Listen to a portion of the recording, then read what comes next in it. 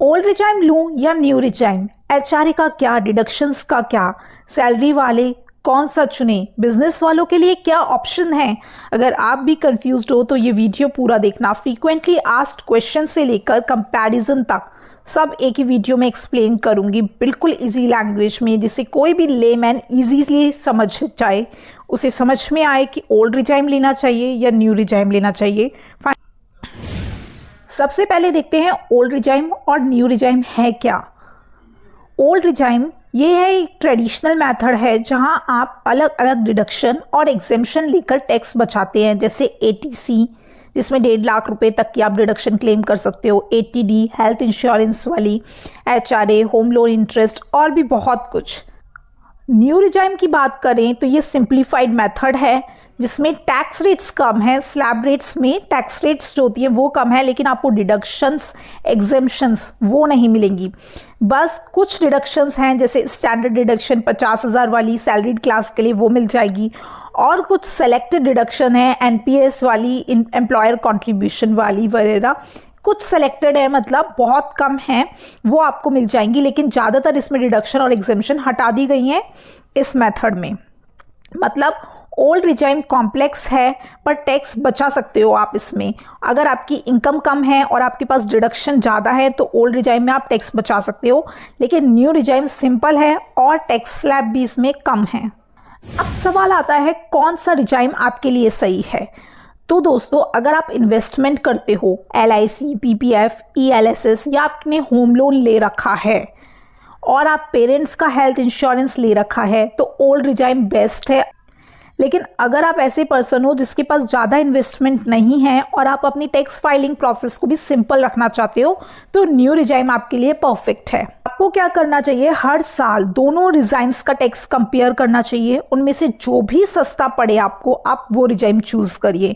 और income tax portal पर calculator available होता है जिससे आप ओल्ड रिजाइम और न्यू रिजाइम दोनों में अपनी टैक्स की कैलकुलेशन कर सकते हो और फिर अपना रिजाइम चूज कर सकते हो। अब डिस्कस कर लेते हैं कन्फ्यूजन्स जो हमारे यहाँ पे क्लाइंट्स आते हैं या मुझे जो भी कॉल आते हैं, उनमें जो लोग पूछते हैं ना क्वेश्चंस, ज़्यादातर मैं वो क्वेश्चन यहाँ पर डिस्कस कर लेती हूँ जिससे आपको क्लैरिटी हो जाए। तो पहला क्वेश्चन है, क्या हर साल आप अपना रिजाइम चेंज कर सकते हो। तो देखो, अगर आप सैलरीड क्लास हो तो आप हर साल बदल सकते हो, आपके पास ऑप्शन अवेलेबल रहता है। लेकिन अगर आप बिजनेस क्लास हो या आपकी इनकम प्रोफेशनल इनकम है, तो एक बार अगर आपने ओल्ड से न्यू रिजाइम चूज कर लिया, आप पहले ओल्ड में होगे और आपने न्यू रिजाइम को ऑप्ट कर लिया, तो उसके बाद आप दोबारा स्विच नहीं कर सकते ओल्ड रिजाइम को, आपको न्यू रिजाइम में ही टैक्स फाइलिंग करनी होगी। क्वेश्चन 2 देखो, क्या न्यू रिजाइम में एटीसी, एटीडी, एचआरए मिलेगा। तो नहीं, न्यू रिजाइम में आपको ये सब डिडक्शन नहीं मिलती, सिर्फ स्टैंडर्ड डिडक्शन मिलेगा 50,000 और कुछ लिमिटेड डिडक्शन है जैसे एनपीएस, एम्प्लॉयर कंट्रीब्यूशन, ये सब। क्वेश्चन 3 देखो, सीनियर सिटीजन्स को क्या फायदा होगा।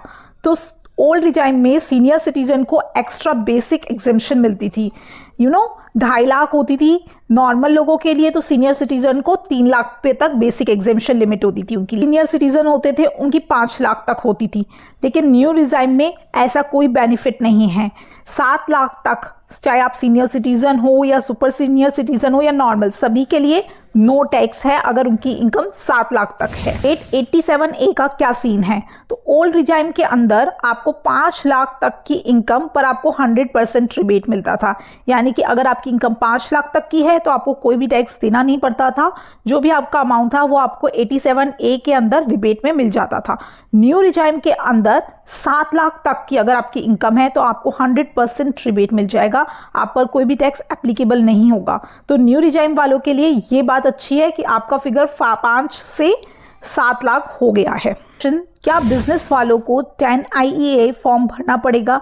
तो यस, अगर आपकी इनकम बिजनेस वाले हो आप और आपकी ओल्ड रिजाइम में आपको चूज करना है तो आपको फॉर्म 10IEA भरना पड़ेगा, सबमिट करना पड़ेगा। सैलरीड वालों को ज़रूरत नहीं है क्योंकि वो फॉर्म 16 भर के देते हैं, तो उनको इस फॉर्म को भरने की ज़रूरत नहीं है। वो डायरेक्ट ITR को फाइल करते वक्त अपना ऑप्शन सेलेक्ट कर सकते हैं कि उन्हें न्यू रिजाइम में जाना है या ओल्ड रिजाइम में जाना है, तो उनको ज़रूरत नहीं है। लेकिन बिजनेस इनकम वालों को ये फॉर्म सबमिट करना पड़ेगा। तो थ्योरेटिकल क्वेश्चंस हो गए, अब थोड़ा प्रैक्टिकल कवर करते हैं।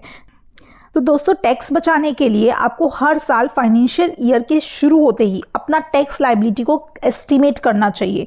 फिर उसे कंपेयर करो दोनों डिजाइन में, ओल्ड में और न्यू में। फिर आपको जो सही लगे उसे आप सेलेक्ट करो, उसे चूज करो। इन्वेस्टमेंट करो ताकि आपका जो ओल्ड डिजाइन है वो बेहतर रहेगा। क्या पता आप ज़्यादा डिडक्शंस एग्जेम्पशन लेकर अपना टैक्स ओल्ड डिजाइन में ज़्यादा बचा सको, तो उस केस में ओल्ड डिजाइन आपके लिए अच्छा बेनिफिशियल ऑप्शन रहेगा। अगर आप इन्वेस्टमेंट नहीं करते हो, आपकी सैलरी सिंपल आती है, तो आपके लिए न्यू रिजाइम इजी रहेगा। टैक्स फाइलिंग भी इजी है और स्लैब रेट्स भी कम है, स्लैब रेट्स में जो रेट्स हैं वो भी कम है, तो उस केस में आपको न्यू रिजाइम लेना चाहिए। अगर आप इस वीडियो के बाद अभी भी कंफ्यूज्ड हो तो आप कमेंट करो, मैं आपको पर्सनली रिप्लाई करूंगी। अगर वीडियो हेल्पफुल लगा तो लाइक करो, शेयर करो और चैनल को सब्सक्राइब करना मत भूलना। टैक्स का टेंशन खत्म करो।